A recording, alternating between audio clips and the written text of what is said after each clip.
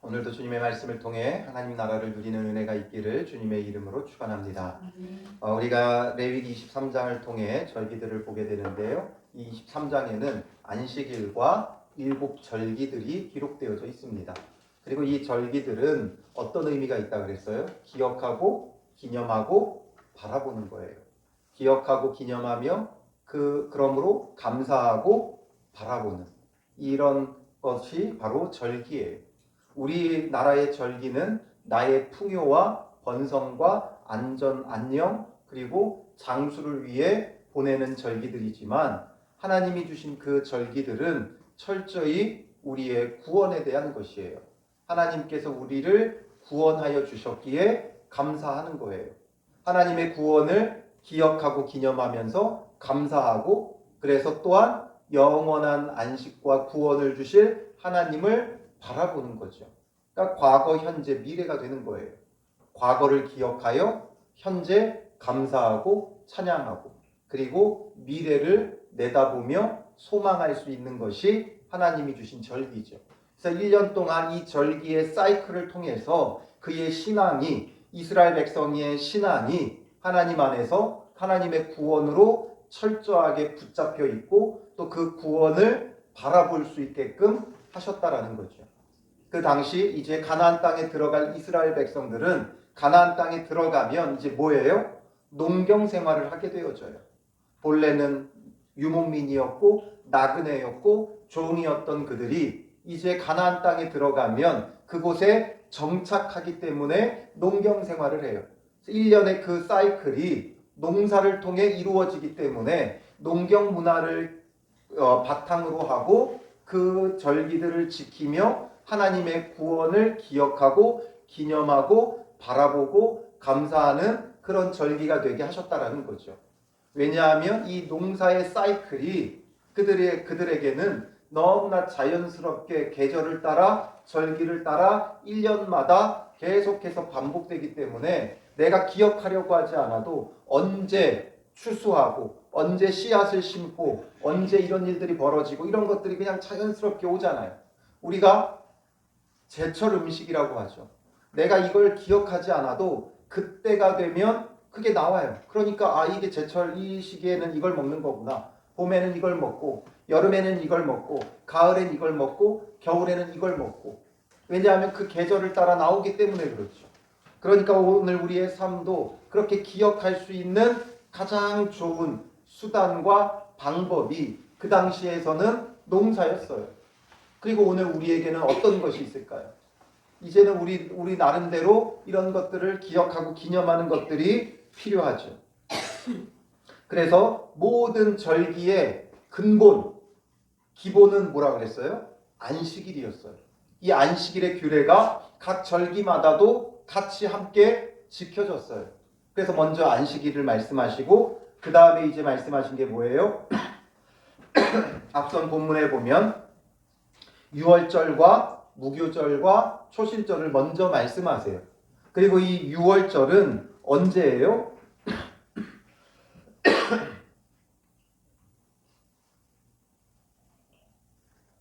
앞선 본문의 5절에 보면 첫째 달 열 나흔 날이라고 되어 있죠. 첫째 달 열 나흔 날. 원래 이 달이 첫째 달 1월이 아니었어요. 이스라엘의 민간력에 따르면 이때는 1월이 아니에요. 그런데 이때부터 그들로 하여금 1월이 되게 하셨어요.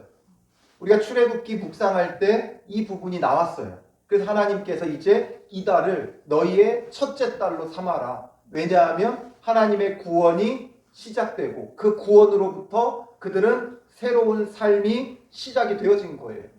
그래서 이 유월절, 무교절의 그 구원이 이들의 삶의 시작이고 신앙의 새로운 출발점이 되어지는 거예요.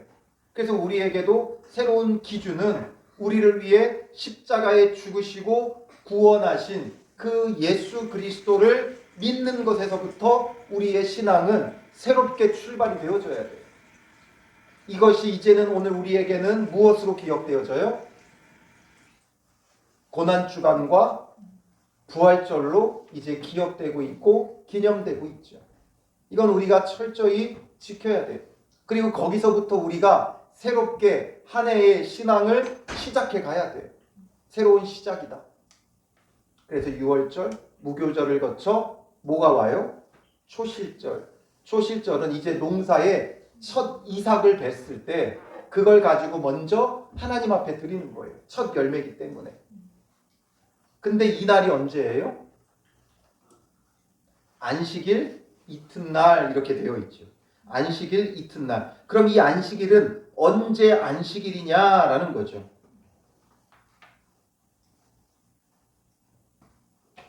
앞선 11절에 보면 안식일 이튿날에 흔들 것이며 이렇게 되어져 있어요.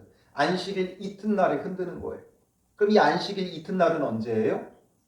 바로 무교절 기간에 안식일. 그러니까 아까 첫째 달 열 나흔날, 첫째 달 14일이 6월절이고 여기에 이어서 그 다음날 첫째 달 15일부터 일주일 동안 무교절을 지냈어요. 그렇기 때문에 6월절과 무교절은 두 개면서도 하나고 하나면서도 두 개예요. 어떨 때는 무교절을 말하면서 6월절까지 포함해서 말하고 어떨 때는 6월절과 무교절을 완전히 별개로도 말하죠. 근데 이것은 결국 하나의 그들의 출애굽 사건, 그 6월절 사건과 그리고 그들이 그곳에서 주님을 통해 급히 구원받았던 무교병을 먹으며 급히 구원받았던 것을 기억하고 기념하는 거예요. 그러니까 열 나흔 날이 요일이 언제예요? 열 나흔 날의 요일은 언제예요? 알 수가 없죠. 매년 달라져요. 어떨 때는 월요일이고 어떨 때는 화요일이고 이렇게 되겠죠. 그리고선 일주일간 무교절을 지내요. 그러니까 이게 열 나흔 날이 안식일이었으면 무교절은 언제 끝나요? 안식일로 끝나죠. 그러니까 이 경우만 안식일이 그 기간에 두 번 들어가고 그 외에는 어떻게 되겠어요? 안식일이 그 중간에 한 번 딱 들어가겠죠. 그래서 그 안식일 이튿날, 다음 날이 초실절이 되어지는 거예요. 이 6월절과 무교절 기간의 안식일. 그럼 두 번 있을 때는 언제입니까? 앞에 안식일 다음일 수도 있고 마지막 안식일 다음일 수도 있어요. 그런데 그건 아무도 몰라요. 그러나 대부분의 학자들은 앞에 안식일일 것으로 봐요. 앞에 안식일. 그래서 안식일 그 다음 날이 초실절이 되어져요. 그리고 안식일 이튿날이니까 이게 바로 어떤 날이에요? 안식 후 첫날. 안식 후 첫날은 어떤 날이에요? 예수님께서 부활하신 날이죠. 그래서 초실절, 첫 열매. 예수님은 모든 잠자는 자들의 첫 열매가 되어 주셨어요. 십자가에 죽으시고 부활하심으로써 모든 잠자는 자들의 첫 열매. 첫 열매가 있다는 건 무슨 얘기라 그랬어요? 그 다음 열매가 있다는 거죠. 바로 이 초실절날 첫 이삭을 하나님 앞에 드리는 것은 하나님과의 약속이에요. 처음 것을 주님께 드리고 그러므로 하나님께서 이제 이 남은 모든 것을 우리에게 주신다는 약속이죠. 그러므로 이 첫 열매가 있으므로 다음 열매들이 있는 거예요. 그래서 이 초실절을 지켰고 이 초실절이 오늘 우리에게는 뭐라고요? 부활절이 되어지는 거예요. 그래서 이 부활절, 예수 그리스도가 부활의 첫 열매시다라는 거죠. 그리고 이제 우리는 그 예수 그리스도를 따라 우리도 부활을 얻을 때가 올 것을 바라보는 거예요. 단순히 초실절 첫 열매니까 감사해서 하나님 앞에 드리고 나머지 건 내가 먹을 수 있다. 이것이 아니라 그것도 있지만 그러므로 이제 주어진 모든 것을 하나님 안에서 누린다는 감사함도 있고 바라봄도 있고 기약도 있고 약속도 있지만 더 중요한 건 뭐예요? 바로 이처럼 예수 그리스도께서 우리의 첫 열매가 되어 주셨기에 우리도 그를 따라 부활의 영광을 얻을 것을 바라보는 거예요. 그리고 이제 우리 본문으로 넘어와요. 오늘 본문에 넘어오면 이게 연관성이 있어서 그래요. 그 다음에 오는 절기가 뭐예요? 15절에 보면 안식일 이튿날 곧 너희가 요제로 곡식단을 가져온 날부터 세워서 이 날이 언제예요? 이게 초실절이었잖아요. 앞에. 안식일 이튿날 계속 이어지는 거예요. 안식일 이튿날 곧 너희가 요제로 곡식단을 가져온 날부터 세워서 7 안식일의 수요를 채우고 7 안식일이에요. 안식일은 7일마다 있죠. 그러니까 이 7일이 7번 지냈을 때 그래서 이걸 뭐라고 불러요? 7.7절 7일씩 7번 지나가는 날에 지킨다라는 거예요. 그런데 또 다른 말로는 뭐라고도 불러요? 오순절이라고도 부르죠. 그럼 이거 어떻게 되는 겁니까? 77에 49인데 오순절은 50일을 되는 날을 말하죠. 왜냐하면 이렇게 7안식일이 지나고 그 이튿날이 되어지는 거예요. 그래서 오순절. 뭐 정확히는 50일이지만 7주 후다. 그래서 7.7절이라고 부르고 16절에는 오순절의 의미를 말하죠. 7안식일 이튿날까지 합하여 50일을 계수하여 이걸 따르면 오순절이라고 부르고 앞에 걸 따르면 7.7절이라고 부르죠. 그리고 이때 다시 새 소재를 여호와께 드리되 되어 있죠. 이 7.7절 오순절은 우리에게는 무엇으로 더 익숙해요? 맥추절로 더 익숙하죠. 왜냐하면 이때 이제 첫 추수, 이스라엘의 농경 문화 가운데 첫 추수를 바로 이들은 맥추로 해요. 맥으로 해요.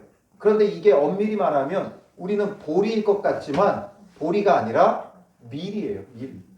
밀을 추수해요. 그들은 가장 먼저 추수하는 게 밀이에요. 근데 이 밀을 뭐라고도 부르냐면 소맥이라고도 불러요. 요즘 젊은이들이 좋아하는 술의 그 소맥이 아니라 소맥, 작은 보리다 이거죠. 소맥이라고도 불러요. 그래서 맥추절이라고 부르는 게 그렇게 크게 다르지는 않아요. 우리도 보리를 먼저 추수를 하죠. 보릿고개라는 말이 있잖아요. 그 긴 겨울 지나고 먹을 것이 없을 때 보리를 추수할 것에 대한 아주 간절한 기대가 있죠. 그래서 처음 추수하는 이 보리를 먹을 때 비로소 우리에게 식량이 있었던 것처럼 이 밀의 추수는 굉장히 중요했어요. 이스라엘의 첫 추수가 밀이었어요. 우리가 생각하기에 추수감사절 하면 그때 우리나라는 가을에 모든 것을 풍성하게 추수하죠. 그래서 과일과 곡식과 이 모든 게 추수감사주일이지만 오히려 이스라엘에는 이 맥추절, 오순절, 7.7절에 밀을 걷어들이는 게 가장 풍요로울 때였어요. 가장 풍성하고 풍요로운 때예요. 우리가 생각하는 추수감사절, 수장절, 초막절이라고 부르는 우리 얼마 전 지난주에 바로 추수감사주의를 지냈죠. 이때는 사실상 곡식보다는 포도를 추수할 때예요. 포도. 그러니까 이들에게 있어서 중요한 곡식은 오히려 맥추절, 바로 오순절, 이 7.7절에 거두게 돼요. 아까 첫 이삭을, 초실을 하나님 앞에 드리고 나서 풍성하게 거두는 거예요. 얼마 동안? 7주 동안. 그러니까 이 7주 안에 다 이 추수가 맞춰져요. 추수할 때가 있잖아요. 첫 이삭을 드린 다음에 이제 여기저기 추수하게 되죠. 좀 먼저 익은 데는 조금 빨리 추수하기 시작할 것이고 늦게 익는 데는 늦게 추수하는 거예요. 우리나라도 저 남쪽 지방이 아무래도 따뜻하니까 영남, 호남 이 지역이 먼저 추수를 해요. 이 추수하는 게 점점 이 북쪽으로 올라오게 되어지죠. 이런 것처럼 그렇게 지내다 보면 이스라엘 지역에서는 대부분 7주 안에 이 추수가 이제 맞춰지는 거예요. 그래서 이걸 다 거둬들이고 나서 바로 이 7.7절 오순절을 거둬들이고 이것을 통해 아주 풍성하게 하나님 앞에 지키는 절기가 바로 이 7.7절 오순절이 되어집니다.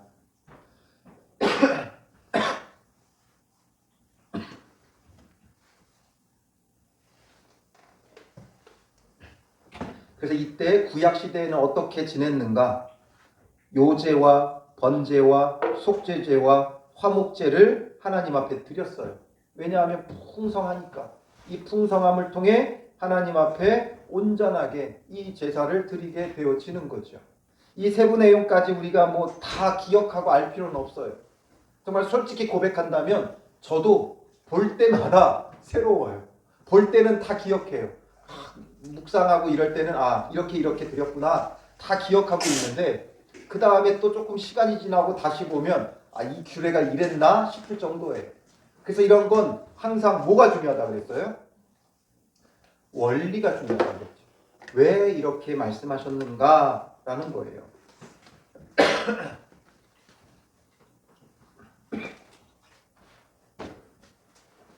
그래서 이들은 철저하게 첫 풍성함을 거둬들이고 하나님 앞에 감사의 절기로 바로 이 오순절을 지내게 되어지는 거예요. 그런데 이 오순절은 이들의 풍성함이 있잖아요. 풍요로움이 있잖아요. 그렇기 때문에 이것을 통해 이들에게는 풍성하게 하시는 그 하나님, 우리를 먹이고 입히고 풍성하게 하시는 그 하나님을 기억하고 바라보는 거죠. 그리고 이렇게 추수할 수 있다는 것 자체가 이들에게는 또한 뭐예요? 가나안 땅에 정착했기 때문이죠. 하나님의 구원의 은혜 가운데 풍성함을 찬양하는 거예요. 그리고 이 날은 우리에게 정말 중요해요. 신약의 성도들에게 너무 중요한 날이에요. 왜 중요해요? 예수 그리스도께서 십자가에 죽으시고 부활하시고 승천하신 다음에 찾아온 오순절, 어떤 사건이 벌어져요? 부활의 첫 열매로 부활하신 주께서 이제 승천하신 이후에 첫 오순절에 성령 강림 사건이 일어나게 되어지죠. 성령 강림을 통해 하나님께서 약속하신 그 성령을 보내주셨어요. 그래서 그 성령으로 그 모든 성도들이 영적 풍성함을 누리게 되죠. 이때는 육적으로만 풍성했었어요. 구약 시대에는 육적으로 풍성한 시대였어요. 절기였어요. 그러나 이제 신약에서는 성령으로 영적으로 풍성함을 누리는 절기가 오순절이에요. 그리고 이 성령의 충만함을 받은 성도들을 통하여서 뭐가 세워져요? 바로 교회가 세워지는 거예요. 이 첫 오순절 성령 강림 사건으로 인해 이 땅에 교회가 세워졌어요. 교회가. 이게 바로 교회의 창립 기념일이에요. 이때 교회가 시작되어졌어요. 시작되어졌기에 없던 것이 만들어졌어요. 그래서 창립 기념일이에요. 그럼 우리 교회는, 이런 개교회는 창립일이라고 쓰는 게 아니에요. 교회의 창립은 바로 이 오순절 사건이에요. 그럼 교회의 시작, 개교회의 시작, 우리 청라 영천교회가 시작된 날 2012년 5월 13일 이 날을 우리는 뭐라고 불러요? 무슨 기념 예배를 드려요? 창립 기념 예배가 아니라 설립 기념 예배를 드리는 거예요. 그러니까 세워지는 거죠. 선 거죠. 교회가 세워진 거예요.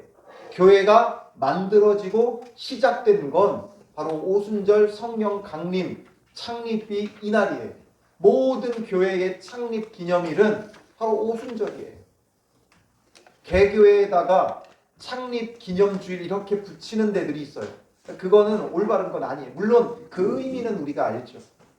그런데 그걸 창립이라고 말해버리면 바로 교회의 창립일인 오순절 성령 강림 사건이 우리에게 퇴색될 수가 있어요. 그래서 우리는 이걸 분명히 달리해야 돼요. 교회의 창립일과 교회의 설립. 교회의 창립은 오순절 성령 강림 사건이고 우리 청라 영천 교회의 시작은 설립 기념이 되어지는 거예요. 이런 너무나 중요한 날이 바로 오순절이었고 성령 강림절이 되어지는 거예요. 이것을 통해 초대교회가 탄생했어요. 그래서 무교절에는 뭘 먹었어요? 무교병을 먹었죠. 그런데 이 오순절에는 어떤 떡을 만들어요? 17절에 보면 고운 가루에 누룩을 넣어서 구운 것이요. 이제 누룩을 넣죠. 누룩을 넣은 건 뭐예요? 누룩을 안 넣었으면 무교병이면 누룩을 넣은 건 유교병이 되는 거죠. 유교병.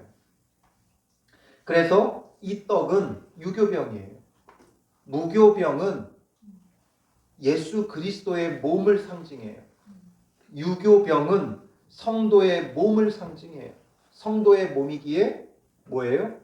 교회가 되어지는 거죠. 교회. 그래서 이 오순절 유교병은 교회의 시작이 되는 날이 되어지는 거죠. 이런 너무나 중요한 날 우리가 기억하고 기념해야 되죠. 그런데 이상하게 한국 교회는 부활절은 철저히 지켜요. 예전부터 고난주간 부활절 철저히 지켜요. 그리고 추수감사절은 철저히 지켜요.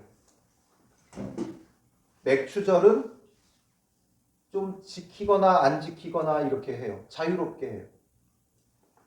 그리고 그 맥추절도 오순절로서의 맥추절, 그러니까 성령 강림절로서의 맥추절이 아니라 구약의 전통을 따라 첫 추수를 맞추고 맥추절을 해요.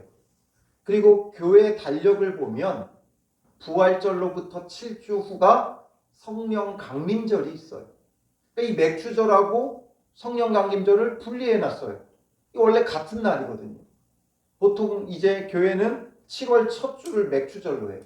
1년의 상반기를 보내고 하나님 앞에 감사하며 맥추절을 지내죠. 그런데 그렇다고 해서 이게 이제 분리가 되어버렸어요. 이거 잘못된 거예요. 제가 보기엔.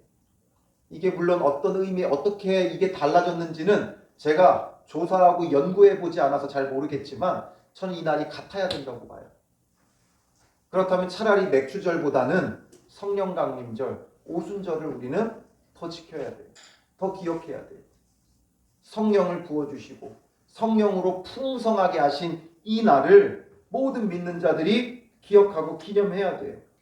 그래서 이 날에는 21절에 성회를 공포하고 어떤 노동도 하지 말지니 이는 너희가 그 거주하는 각처에서 대대로 지킬 영원한 규례니라. 이때도 안식하며 노동하지 말고 안식하면서 하나님 안에서 참된 안식, 영적인 풍성함, 풍요로움을 누릴 수 있어야 되는 거죠.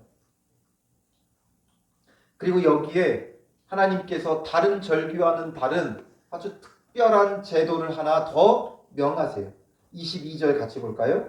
너희 땅에 우물을 뺄 때 방 부퉁이까지 다 베지 말며 떨어진 것을 줍지 말고 그것을 가난한 자와 거류민을 위하여 남겨두라. 나는 너희의 하나님 여호와이니라. 곡식을 벨 때에 밭 모퉁이까지는 베지 말라는 거예요. 그리고 추수하다가 떨어진 거 줍지 말라는 거예요. 왜냐하면 이런 것들은 가난한 자와 거류민을 위해 남겨두라는 거죠. 먹을 것이 없는 사람들이 얼마든지 얻어갈 수 있도록. 굳이 애써서 정말 싹쓸이를 하지 말고 좀 남겨두라는 거예요.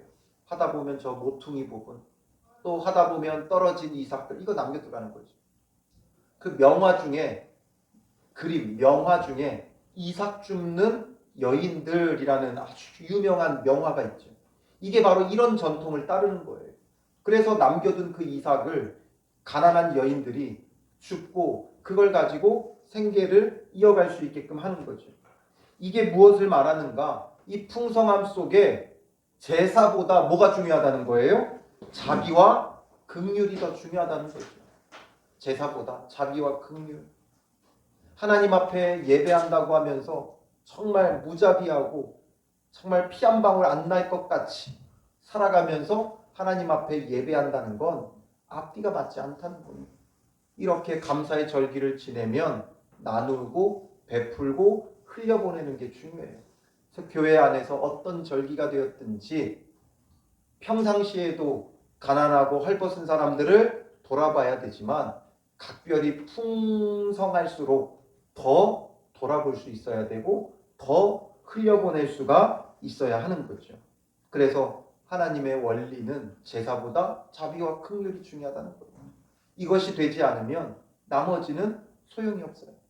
이런 삶이 없으면 하나님 앞에 드려지는 예배는 헛된 것이 된다라는 거죠. 이렇게 이제 오순절에 대해서 먼저 말씀하시고 그 다음 절기는 뭐예요? 23절부터 25절까지 무슨 절기다 이런 말은 없는데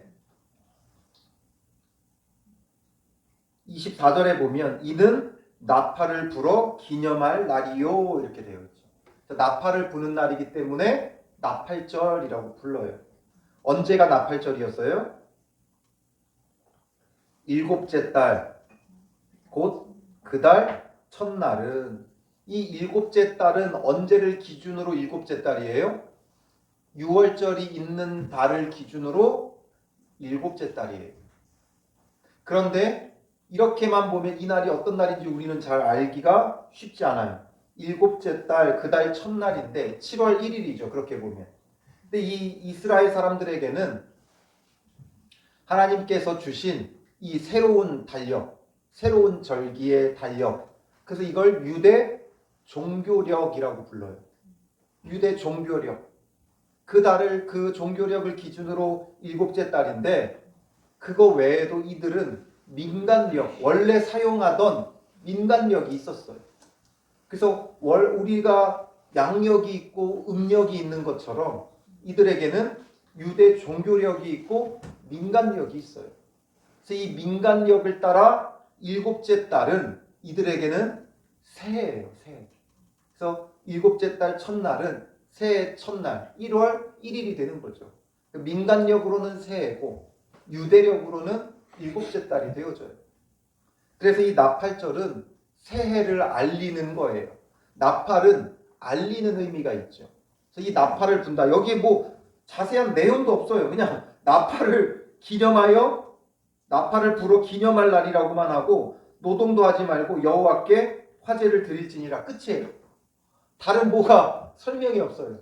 다만 우리가 이때 알 수 있는 건 이게 그들이 평상시에 사용하는 새해의 개념이에요. 새해의 개념. 참 희한하죠. 이 이스라엘 사람들은 해가 지면서부터 하루가 시작이고 우리랑은 좀 다른 게 많아요. 그래서 이 일곱째 달이 오히려 이들에게는 새해의 개념이 되어지는 거예요. 그래서 이 새해 맞이하면서 나팔을 부는 거죠. 나팔은 이 당시 나팔은 악기라기보다는 신호의 의미가 강해요. 지금은 나팔을 악기로서 불죠. 그런데 이 당시의 나팔, 성경에 보면 양각나팔 이렇게 되어 있죠. 양각나팔이라는 게 뭐예요? 양의 뿔이에요. 양의 뿔. 양의 뿔을 가지고 만든 나팔. 그러니까 이건 뭐 음의 고조가 없죠. 다만 신호를 줄 때 크게 작게, 길게 짧게 요 정도밖에 방법이 없어요. 그런데 대체로 나팔을 불 때는 길게 불어요. 길게 부는데 언제 많이 불어요? 전쟁 때 많이 불러요. 전쟁 때. 신호를 줘야 되니까 전쟁 때 많이 불러요. 그리고 이스라엘 백성이 행군할 때, 출애굽에서 행군할 때 나팔을 불어 신호를 주고 알리죠. 그리고 또 예배로 모을 때도 불어서 알리기도 하죠. 중요한 의미는 뭐냐면 이 나팔의 신호는 하나님께서 우리와 함께 하시니 일어나라는 거예요. 전쟁 때 부는 이유는 하나님께서 우리와 함께 나아가신다. 우리가 일어나자. 그러니까 새해 이 나팔을 불면서 이 새로운 한 해도 하나님께서 우리와 함께 하시니 일어나 나아가자. 믿음으로 하나님과 함께 이 한 해를 살아가자 이거죠. 우리로 보면 사실상 이 날은 어떤 날이 되어져요? 송구영신이죠. 송구영신. 마치 송구영신과 같은 절기였어요. 그러므로 이제는 우리가 나팔을 불어 하나님이 함께 하시는 게 아니라 예수 그리스도께서 친히 우리와 함께 하실 것을 약속해 주셨죠. 그러니 우리는 예수 그리스도를 붙잡고 일어나야 돼요. 이걸 말씀을 준비하면서 올해 송구영신 예배는 좀 나팔을 불었으면 좋겠다 그런 마음도 좀 들더라고요. 좀 트럼펫 연주자가 좀 와서 특성도 좀 하고 이 트럼펫 나팔 같은 이런 관악기로 좀 신호도 주고 이렇게 좀 했으면 좋겠다 이런 마음도 좀 들어요. 그래서 우리가 새해 나팔을 불며 주님과 함께 시작하고 일어나는 게 중요하죠. 그리고 이건 결국 우리를 깨우는 소리고 또 경고의 소리도 돼요. 이 나팔을 불어서 깨어나라는 거죠.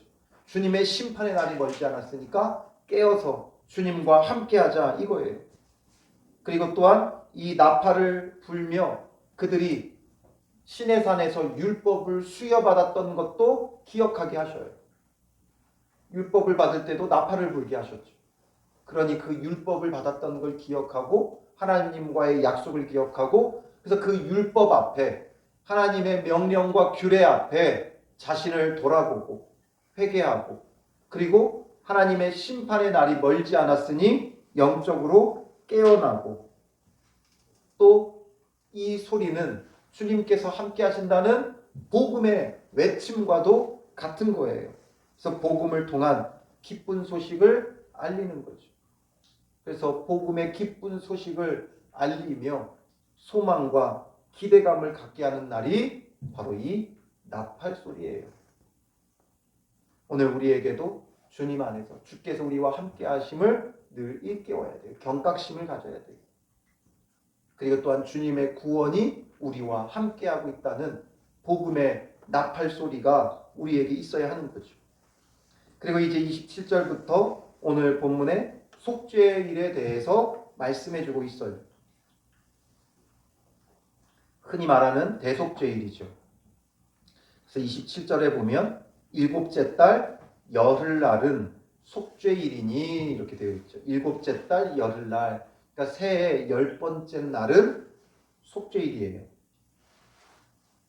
대속죄일이라고도 부르죠. 그래서 이 날에는 1년에 한 차례 제사장이 어디로 들어가요?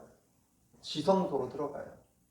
그러니까 새해 첫날 나팔을 불고 아마도 이 나팔이 성전으로 모이라는 나팔의 신호가 되기도 했을 거예요. 그러니 이제 열흘 뒤 백성들이 모여오는 거죠. 뭐 가까이 있는 사람은 뭐 하루면 오겠지만 멀리 있는 사람들은 뭐 몇 날, 몇 달을 거쳐서라도 와야 돼요. 그러니까 나팔을 불어 알리고 아마도 이 나팔은 이 대속죄일에 모이라는 거죠. 속죄받기 위해 주님 앞에 모이라는 나팔이 되어졌을 거예요. 그래서 이제 대속죄일을 맞아요. 하나님 앞에 나올 때 대제사장이 모든 백성의 죄를 짊어지고 지성소로 들어가서 그들의 죄를 대속하는 거였어요. 그래서 이들은 먼저 이 대속일을 통해 속죄의 은혜를 얻고 한 해를 살아가는 거예요. 그래서 나팔절과 속죄일을 함께 묶어서 보면 좋죠. 그래서 새해의 시작은 주님의 그 대속의 은혜로부터 시작되어져야 돼요. 그러니까 어떻게 해야 돼요? 성회를 열고 스스로 괴롭게 하며 여호와께 화제를 드리고 이 날에는 어떤 일도 하지 말 것은 너희를 위하여 너희 하나님 여호와 앞에 속죄할 속죄일이 됨이니라. 먼저 성회를 열래요. 그리고 나서 스스로 괴롭게 하래요. 스스로 괴롭게 하는 게 어떤 거예요? 자해하라는 게 아니라 이건 금식을 표현하는 방법이에요. 금식하고 여호와께 화제를 드려라.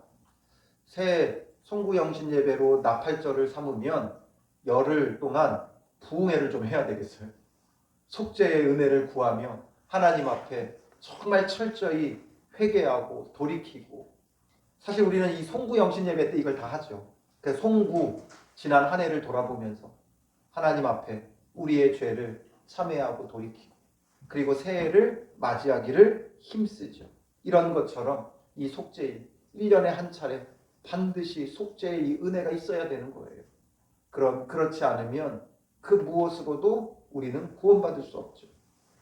속죄함이 없이는 구원도 없어요. 속죄 없이는 구원이 없어요. 우리는 이제 예수 그리스도의 십자가의 죽으심으로 속죄를 받았죠. 그래서 이 속죄일의 개념이 너무 희미해져 버렸어요. 예수 그리스도의 그 속죄의 은혜가 얼마나 감사한 일인지를 생각해 봐야 돼요. 그렇지 않으면 우리도 어떻게 해야 돼요? 구원받기 위해 저 예루살렘으로 이 속죄일이 되면 속죄의 제물을 가지고 올라가야 돼요. 그러니 지금은 그 예수 그리스도께서 이 모든 속죄를 이루셨기에 이제 그를 믿고 자기 죄를 자백하면 미쁘시고 의로우신 주께서 우리의 죄를 사하여 주실 것을 약속하고 있죠. 그러니 우리에게는 날마다 이제는 속죄의 은혜가 있어야 돼요.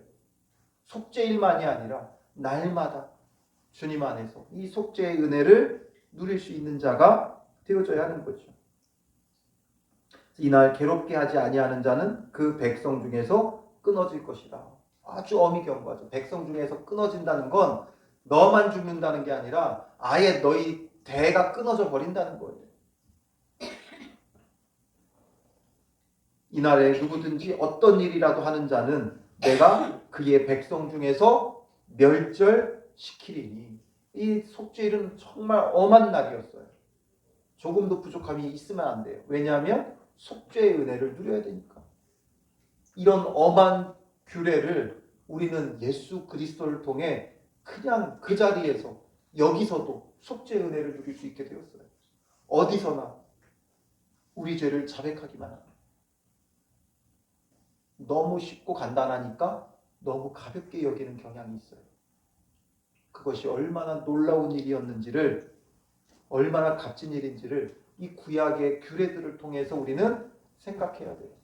그렇지 않으면 우리도 지금 어떻게 해야 돼? 이 제사들 지내야 돼. 번제, 소제, 속건제, 속죄제, 화목제 이런 것들 드리며 살아야 돼. 얼마나 무겁고 힘든 규례였겠어요. 이 모든 걸 예수 그리스도께서 완성하셨기에 이제 그를 믿고 그를 의지하고 이제는 그의 안에 거하고 그가 내 안에 거하는 은혜 속에 이 모든 것을 누리게 되어지는 거죠. 그래서 속죄일, 이것이 이제 우리에게는 얼마나 큰 은혜의 날이 되었는가. 이 당시 이 백성들은 이제 다 성전에 모여와서 대제사장이 지성소에 들어갔다 나오기만을 기다려요. 그런데 이날 너무나 엄한 날이었죠. 그러니 대제사장이 온전하게 속죄를 행하지 못하면 그 지성소에서 죽을 수도 있었어요. 그래서 전해져 오는 그 내용들에 의하면 그래서 대제사장이 허리에 끈을 메고 들어가는 거예요. 대제사장 의복 밑에 뭐가 달려 있어요? 방울이 달려 있죠. 방울 소리를 계속 듣고 있는 거예요. 아, 나의 죄가 저 대제사장을 통해 속죄받고 있구나. 그 방울 소리가 딸랑딸랑딸랑 소리가 날 때 나의 죄가 속죄받고 있구나. 그 은혜를 누려요. 그걸 노심초사하며 기다리고 있어요. 그리고 나서 그 속죄의 모든 의식을 마치고 대제사장이 걸어 나올 때 비로소 백성들은 나의 죄가 속죄받았다는 안도감과 그 은혜를 깨닫죠. 그런데 그 방울 소리가 들리지 않으면 내 죄가 속죄받지 못하고 대제사장이 죽임당한 거죠. 그 끈을 당기는 거예요. 그 끈을 메었다는 건 사실 성경에서는 찾아보기 쉽지 않아요. 아마도 이제 유대 전통을 따라 내려오는 이야기들에 그런 게 있는 것 같아요. 그래서 그렇게 기대하고 있는 거죠. 내 죄가 속죄받을 수 있을까 없을까 고민하며 노심초사하며 밖에서 기다리는 그 백성들의 심정을 생각해 보세요. 근데 우리는 이미 이루어 놓으신 예수 그리스도의 구원을 통해 우리의 죄를 자백하기만 하면 사함받는 이 놀라운 은혜가 우리 가운데 주어지고 있다는 사실을 우리는 정말 감사하며 여겨야 돼요. 이런 규례를 신약의 성도인 우리에게 하나님께서 더 이상 요구하시지 않는다는 것만으로도 우리는 감사해야 돼요. 무한한 감사가 있어야 되고 찬양이 있어야 돼요. 그리고 이제 그 원리는 우리가 놓치면 안 돼요. 규례의 조항이 중요한 게 아니라 어떻게 하나님 앞에 드려졌고 어떤 의미가 있고 신약의 성도인 우리는 어떻게 적용해야 되는가.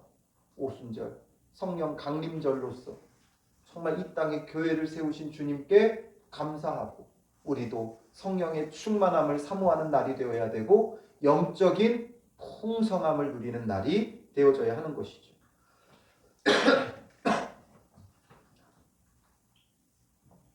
그래서 우리의 삶은 6월절로부터 시작이 되어져요. 그러나 또한 우리가 살아가는 이 세상 속에 한 해 한 해를 살아갈 때는 나팔절과 속죄일처럼 한 해를 시작할 때는 정말 예수 그리스도의 그 보혈의 은혜를 사모하며 지난 한 해의 그 우리의 불의함들을 철저히 회개하고 돌이키고, 그리고 이제 새롭게 나팔을 불며 주님과 함께 일어나 한 해 한 해 살아가는 게 중요하죠. 이제 마침 한 해가 마무리되어져 가고 있고 우리가 새해를 맞이하게 될 때는 바로 이 나팔절과 속죄일을 기억하며 준비했으면 좋겠어요.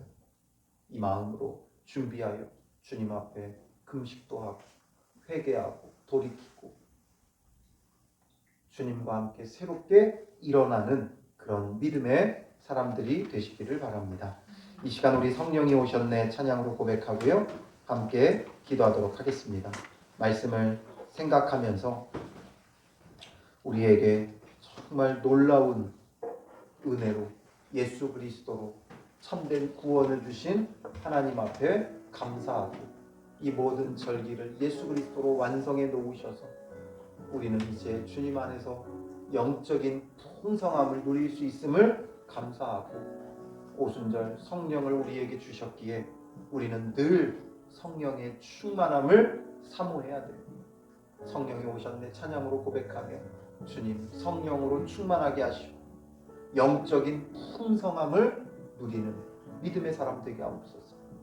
또한 주님 앞에서 철저히 우리 자신을 돌아보며 말씀에 비추어 회개하고 돌이키는 자 되도록 예수 그리스도의 십자가의 보혈을 믿고 의지하며 주의 보혈이 능력이 있기에 그 보혈의 능력으로 우리의 모든 불의함을 씻어주시옵소서.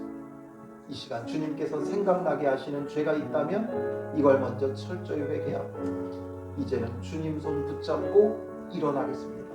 나팔을 불고 외치며 나아가는 심정으로 이제는 예수 그리스도만 붙잡고 일어나는 믿음의 사람 되게 하옵소서. 기도하고요. 또 교회를 위해 우리 교회가 이제 한 해를 마무리해야 되는데 주님 안에서 주신 은혜들을 잘 돌아보고 마무리 잘하고 또 교회 기획회의를 앞두고 있는데 주님께서 주신 지혜로 예결산 잘 나누게 하시고 또 우리의 부족함을 반성하는 시간이 되게 하시고 또 새해의 계획도 우리의 욕심으로가 아니라 정말 주님 손 붙잡고 한 해를 어떻게 살아가야 할지를 계획할 수 있는 시간이 되게 하시고 또 우리 교회에 영적인 풍성함이 있는 교회 그래서 날로 부흥하며 주님의 기쁨이 되는 교회가 되게 하여 주시옵소서. 기도해 주시고요. 여러분들의 각자 기도 제목을 놓고 기도하시기 바랍니다.